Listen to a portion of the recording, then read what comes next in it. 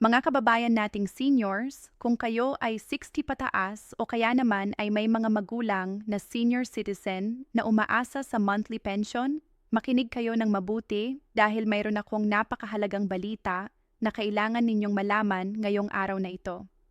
Kumakalat ngayon sa social media sa mga grupo ng seniors at maging sa mga sari-sari store na pag-uusapan ang isang malaking balita tungkol sa umano'y 6,200 Universal Social Pension na ibibigay daw sa lahat ng senior citizens sa buong Pilipinas. Ang tanong na paulit-ulit kong naririnig mula sa inyong mga mensahe at comments ay ganito.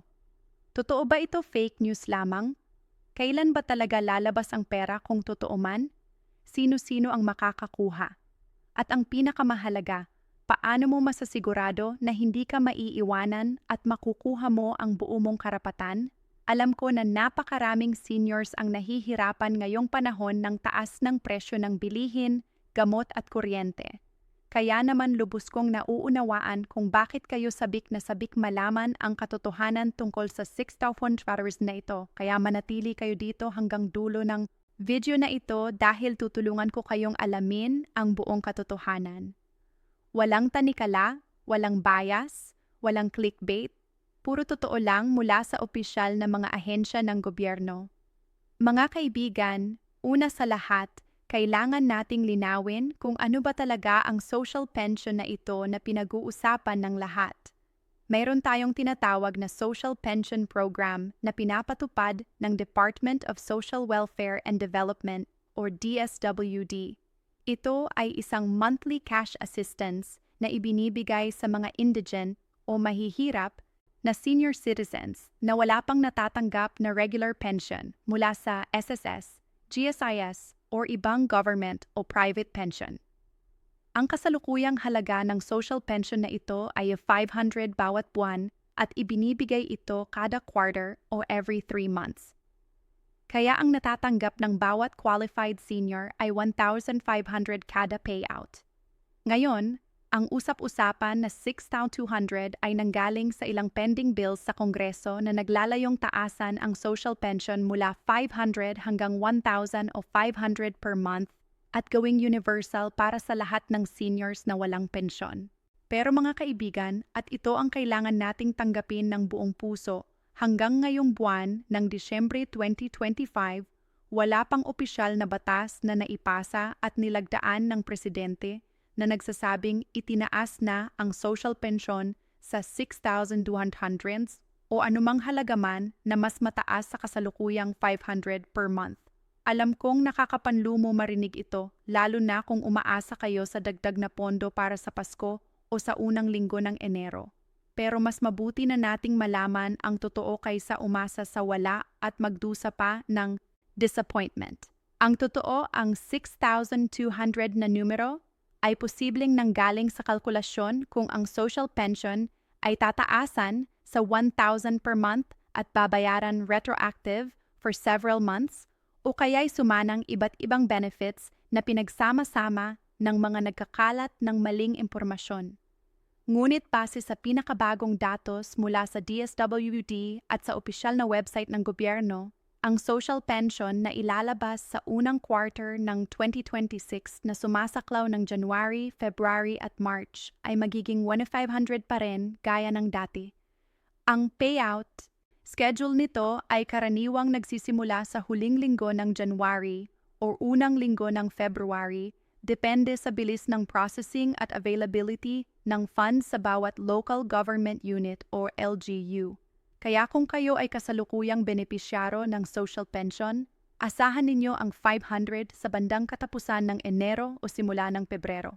Hindi ang 6,200 na binabanggit sa mga kumakalat na post. Ngayon, alam kong marami sa inyo ang nagtanong, sino ba ang qualified na makatanggap ng social pension na ito? Una sa lahat, dapat kayo ay 60 years old pataas. Pangalawa, kailangan kayong kasama sa listahan ng indigent o mahihirap na senior citizen sa inyong barangay. Ibig sabihin, ang inyong pamilya ay dapat kasama sa National Household Targeting System for Poverty Reduction o ang tinatawag na listahanan. Pangatlo, hindi kayo dapat tumatanggap ng regular pension mula sa SSS, GSIS, AFP, PNP o anumang government o private pension plan. At pang-apat, kailangan kayong nakatira sa Pilipinas at hindi permanent resident ng ibang bansa. Kung kayo ay nasa abroad or OFW dependent, hindi kayo covered ng programang ito. Ang proseso ng pag-apply ay nagsisimula sa inyong barangay hall. Kailangan ninyong magpunta doon kasama ang inyong valid ID, birth certificate, or senior citizen ID at kung mayroon ang certificate of indigency mula sa barangay.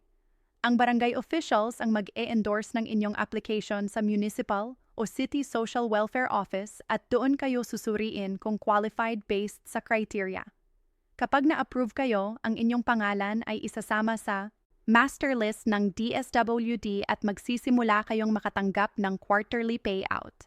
Mga kaibigan, mahalaga ring malaman ninyo na ang social pension na ito ay hindi automatic. Kahit kayo ay 60 pataas at wala kayong pension, kung hindi kayo nakapag-apply or hindi kayo kasama sa listahanan ng DSWD, hindi kayo makakakuha ng benepisyo. Kaya kung hindi pa kayo registered, pumunta na ngayon sa inyong barangay at magtanong kung paano kayo makakasama sa listahan. Huwag kayong mahihiyang magtanong dahil ito ay inyong karapatan bilang senior citizen. At isa pang importanteng reminder, ang social pension ay hindi taxable dahil ito ay social assistance at hindi income. Ibig sabihin, hindi kayo magbabayad ng buwis dito at ang buong 500 per month o 1,500 per quarter ay sa inyo na. Walang kaltas, walang ibabawas. Maliban na lang kung may utang kayo sa LGU o may iba pang legal obligations. Pero karaniwan, direkta itong ibinibigay sa inyo. Cash, check through ATM card depende sa sistema ng inyong LGU. Ngayong alam na natin ang totoo tungkol sa 6,200, pag-usapan naman natin ang mga susunod na hakbang at kung paano ninyo masusulit ang inyong mga benepisyo bilang senior citizen. Una, bukod sa social pension, may iba pang programa ang gobyerno para sa inyo. Meron kayong 20% discount sa lahat ng araw-araw na bilihin tulad ng bigas, pagkain, gamot, at iba pa base sa Republic Act 9994 o ang Expanded Senior Citizens Act. Mayon din kayong exemption sa VAT sa total purchase, kaya ang discount ninyo ay umabot ng halos 25% kapag pinagsama. Gamitin ninyo ito sa tuwing kayo ay bumibili ng gamot sa botika o kumakain sa restaurant. Ipakita lang ninyo ang inyong senior citizen ID at valid ID at dapat ay ibigay sa inyo ang discount. Kung tumangging magbigay ang establishment, karapatan ninyong i-report ito sa Office of the Senior Citizens Affairs o OSOSCA sa inyong munisipyo o lungsod. Pangalawa, kung kayo ay may SS pension o GSIS pension, siguraduhing updated ang inyong contact details at mailing address sa kanilang sistema. Maraming seniors ang hindi nakakakuha ng kanilang pensyon o nabubulok ang text dahil mali ang address o hindi nila alam na may pending documents na kailangan nilang ipasa. Pumunta sa pinakamalapit na SSS or GSIS branch at magpa-update ng records. Magdala ng valid ID at mga supporting documents tulad ng utility bills para sa proof of address. Ito ay napakahalaga lalo na ngayong digital age kung saan ang maraming transactions ay ginagawa online o through SMS notification. Kung hindi updated ang inyong mobile number, maaaring hindi kayo makareceive ng important alerts tungkol sa inyong pensyon. Pangatlo, para sa mga may SSS pension, alam ba ninyo na mayon kayong option na mag-apply ng pension loan? Ang SS ay nag-aalok ng pension loan program kung saan kayo ay maaaring humiram ng hanggang 2 beses ng inyong monthly pension at babayaran ito through deduction sa inyong susunod na pension payments sa loob ng 24 months.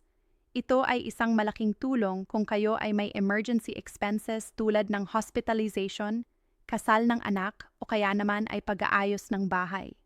Ang interest rate ay mababa at ang proseso ay mas mabilis kumpara sa mga regular na loan sa bangko. Bisitahin ang SSS website o pumunta sa branch para alamin kung kayo ay eligible at paano mag-apply. Ang serbisyo na ito ay para sa inyo kaya huwag kayong mag-atubiling gamitin ito kung talagang kailangan ninyo. Pang-apat, magtanong kayo sa inyong LGU kung mayroon silang additional programs para sa seniors. Maraming local government units ang may sariling additional cash assistance, livelihood programs o libreng medical at dental services para sa senior citizens. Sa ilang lungsod, mayon silang monthly cash allowance na ibinibigay bukod pa sa social pension ng DSWD. Sa iba naman, may libreng sakay sa public transportation o kaya naman ay priority lane sa lahat ng government offices. Ang mga benepisyong ito ay iba-iba depende sa LGU, kaya kailangan ninyong magtanong at mag-research para malaman ninyo kung ano pa ang inyong pwedeng makuha. Panglima, at ito ay napaka-importante, mag-ingat kayo sa mga scammer at fake news. Maraming nambubugaw na tumatawag, nagte-text, or nagme-message sa social media na nagsasabing kailangan ninyong magbayad ng processing fee o registration fee para makakuha ng 6,200 o anumang malaking pension increase. Mga kaibigan, ito ay scam. Ang lahat ng government services para sa social pension ay libreng-libre. Walang babayaran, walang kailangang i-deposit, walang kailangang i-transfer sa kahit sinong tao.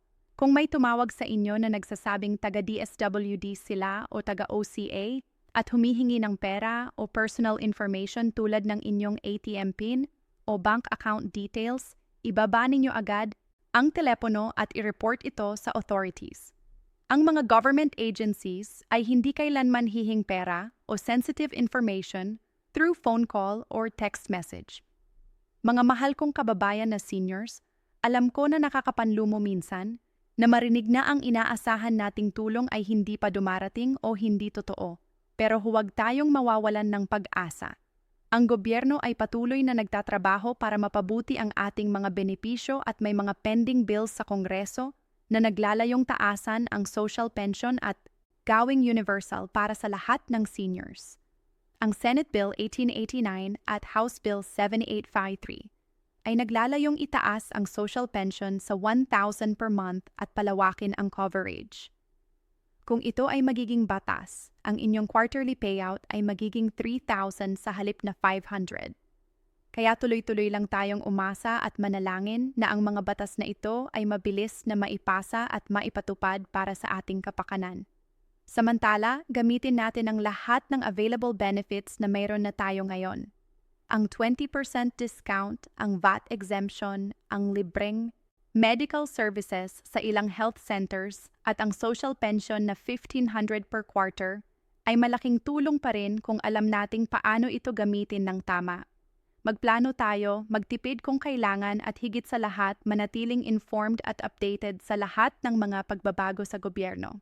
Sumunod kayo sa mga opisyal na social media pages ng DSWD, SSS, GSIS at OSCA para sa pinakabagong balita at announcements.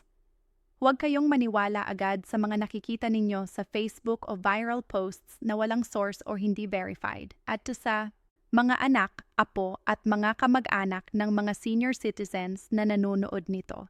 Pakiusap tulungan ninyo ang inyong mga lolo at lola, nanay at tatay na maging aware sa mga scam at fake news.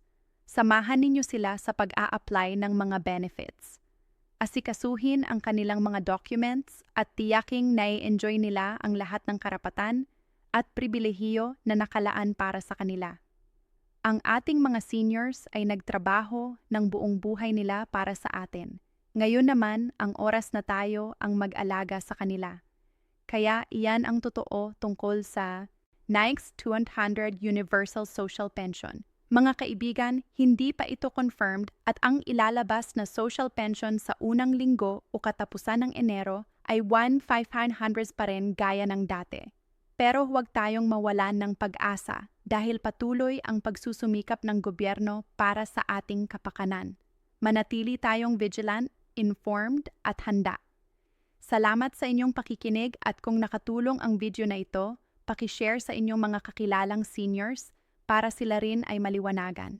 Hanggang sa muli, ingat kayo palagi at Diyos ay nagmamahal sa ating lahat. M.